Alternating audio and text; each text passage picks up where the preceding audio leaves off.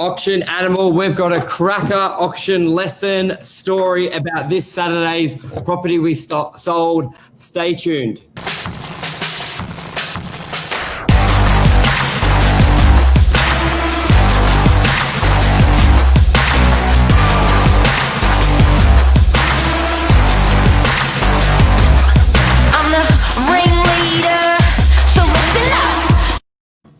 Boom. Episode 320, Morning Minutes with myself, Michael Bergio, Mark Novak, Auction Animals. We had a successful auction on Saturday, which really highlighted some good things when running an auction and just our whole perception. Mark, good morning. Hey, man. Hey, everyone.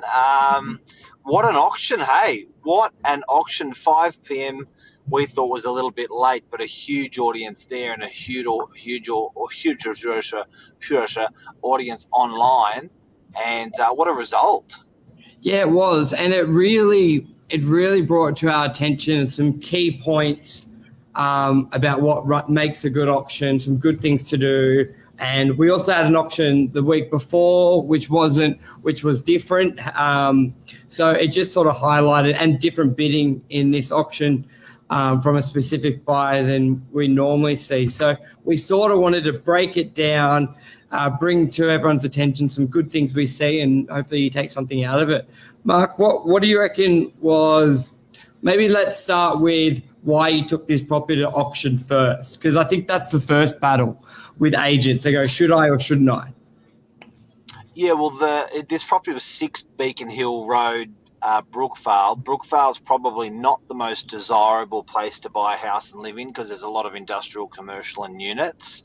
It was sort of adjoining that precinct. It had a unit block next door, but it was sitting in a price range. Because of those things, it was actually sitting in a price range that was just untouched in the area. It was a price range of 125. So for our area, that was super low. Where the median price for most adjoining suburbs was 1.5, so it was really competitive. But the bidding was just so spirited. It was absolutely crazy, and it made us want to talk about it today. And that's why we sort of called it the Auction Animal, because I think people sort of it's not one shoe fits all like a lot of people think.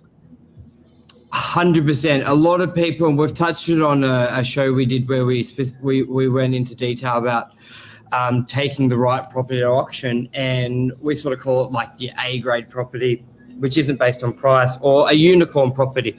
And you touched on a couple of the factors just then, the price point. So if we break this property down, which I just had the photos, price point was a factor. A lot of homes you can't buy at that price point, generally because they've got a better. Yeah, and that's not because of underquoting. That was just because it was a 100-year-old home. It was very old. So price point's one. The size of the block, Mark, it was huge, 844 square meter block level. So that's a big a big factor as well. So when you sort of combine those factors to it, then that sort of goes, well, let's do an auction, because there'll be a lot of people wanting a property within that price point. What were some other factors? Look, I think that what made it a unicorn, the two things in isolation that made it a unicorn were that block and were that price. Enough of it to make it, like the zoning was regular. The deterrent, there was quite a few deterrents there, but people just really didn't care. But I just couldn't believe that, that was, in my original estimation, genuinely, hand on my heart, it was a 125 property.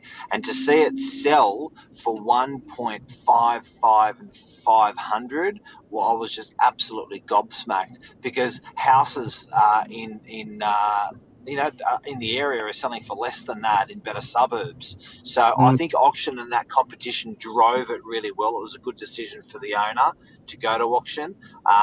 But, equally, we've had properties go to auction where they don't go off. And I think you need to rely on your your experience of an agent. If you're an auction all agency, I don't think that's in the best interest of a seller. So if it's a realtor or real estate agent that pretty much only does auctions, I think they're going to fall on their sword a little bit. So you've got to have an experienced agent to spot the unicorn property for an auction. It is, and the key thing here is once you sort of confirm it's that type of property for an auction, it's that competition it does something to the buyers, and they just it motivates them to keep bidding. They want to secure the property, because it's almost like when it's public, their mindset's probably, well, he wants it, and he or she wants it, but I want it. And it's just very open, because you had how many groups did you have through the open? How many were at the auction as well and registered? Yeah, so there was 52 contracts issued, which was just gobsmacked. Everyone wanted a contract. There was over 200 people through the open houses. The numbers were big. It was a 4-week campaign, and dissecting that auction was pretty hilarious afterwards, because the purchaser was a real character. Frank is his name, and I did a video with him afterwards, which is sitting on my Facebook account. But I do have to say that, I've never seen the auctioneer actually have to what did Vic Larusso say to everyone? Like he said, "Guys," it was like, you can't run yourself. I've never seen that. I've never seen an auctioneer actually have to calm the crowd down and shush the crowd and remind everyone that they're doing the auction, not them. Everyone was pretty comfortable, and I think that was part of Frank's persona, that he was even going to the bidder, which was pretty funny. He was going to the bidder like, "Give me your next bid. Give me your next bid." And as soon as the bidder made a bid, and as soon as the underbidder made a bid against Frank, he'd go bang and then knock it down again. So he was like geeing the guys up to make an offer under the auction conditions, and he was banging them with an offer on top. He was entertaining.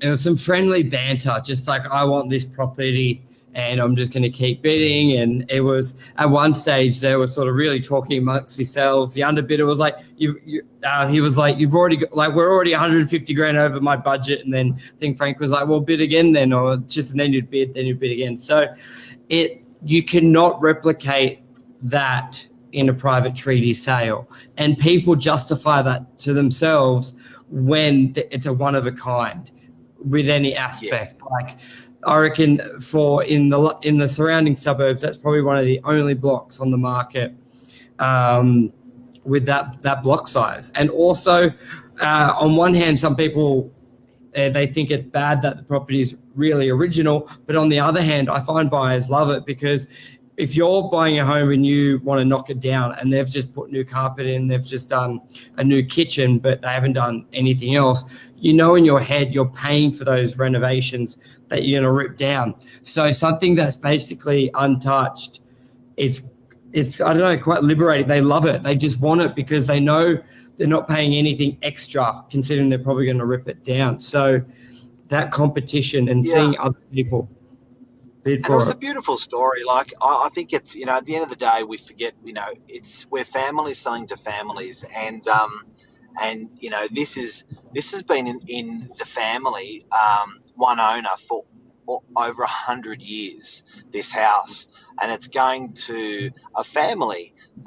Frank's bought it for an investment, and and I said to him, mate, what are you going to do with it? And he said, I've got no idea. And I said, what do you mean? He said, in about 25 years, we'll work it out. This is for my kids. So it shows that, I think, that Chinese mentality is that long-term generational thinking, rather than what are we going to do, what are we going to do, what are we going to do, what are we going to do now, what are we going to do now, I'm going to do 5 years, I'm going to sell in 12 months, I'm going to sell in 20. No, he's just thought, you know what, I'm banking this for the rest of my life, and we'll just see what happens in 25 years. And I was pretty impressed by that attitude. And talk us through your advice to the owners with really persisting to sort of go ahead with the auction. Like, there was a lot of activity, but there was really only a couple people really pushing to buy it prior, obviously. So, and I know a lot of agents would just sort of take the money and run and just think a quick deal and not run the risk, because auctions are nervous for agents, for everybody. And sometimes the buyer can leverage that with a strong perceived offer and just sort of catch them. But you, James, stood strong with your advice. Talk us through that.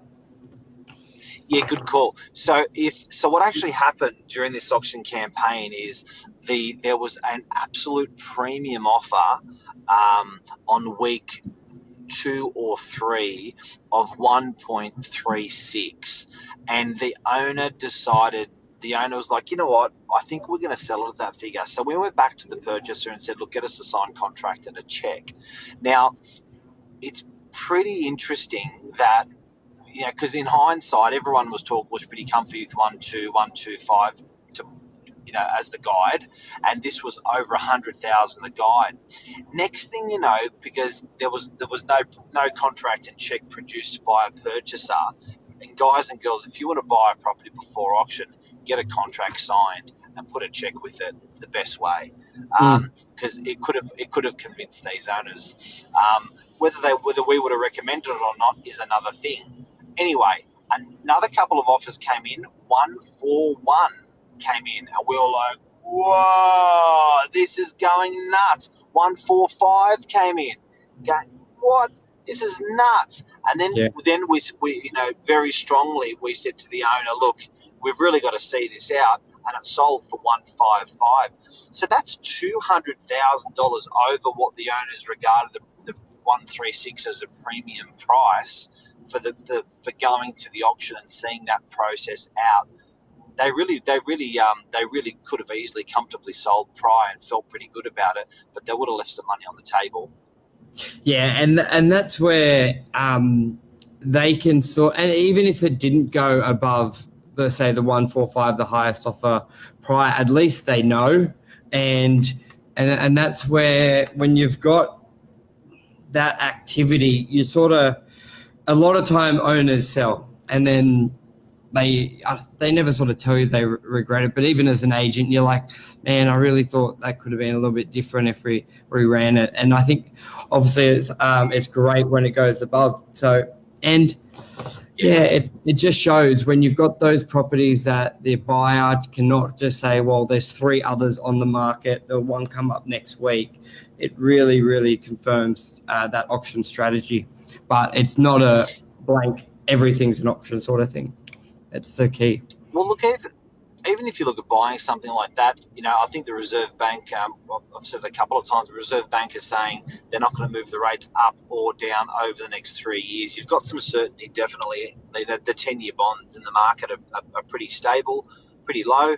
I think there's some certainty in the marketplace. The rates are going to stay on or about the figures where they are. So if you're buying something for $1.5 million, guys and girls, and you're borrowing your money at 2%, you're talking about 40, talking about 60 is going to be your repayments if you borrow all the money. And then if you consider the property like that's going to rent, that 60 is about $1,100 a week, $1,000 a week. If you consider that your rent's going to be, what's that, 45 grand of that, 40 or 45 grand of that, it's not much of a top up to hold such a great asset. But let's talk about auctions. Sorry. No, that's all good. I think we covered it. I think that's a wrap. Anything else you wanted to add in particular? No, but if you do want to watch the auction, jump on the live. We've recorded that. Michael's done a great job of that on Novak channel to watch that auction. We may pop the link in there, and Frank's interview. He's the buyer of the property. But look, certainly auction works, and the lesson from today, guys, is don't think that process is the one size fits all process auction for all properties. It's wrong to have that attitude.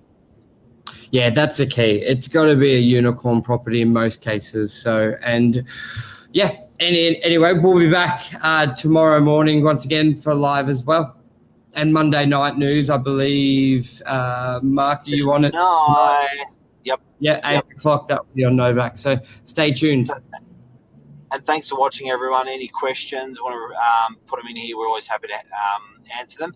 And also, if you guys have a topic, we're doing this daily at 7:45. If you guys have a topic you want us to cover, you want to explore more, you want us to dig through, pull apart, put back together, put it in the comments and we'll happily have a chat about it online with you. Yep, perfect. Cheers, everyone. See you, legend. Thanks, Michael. Bye. Giddy up.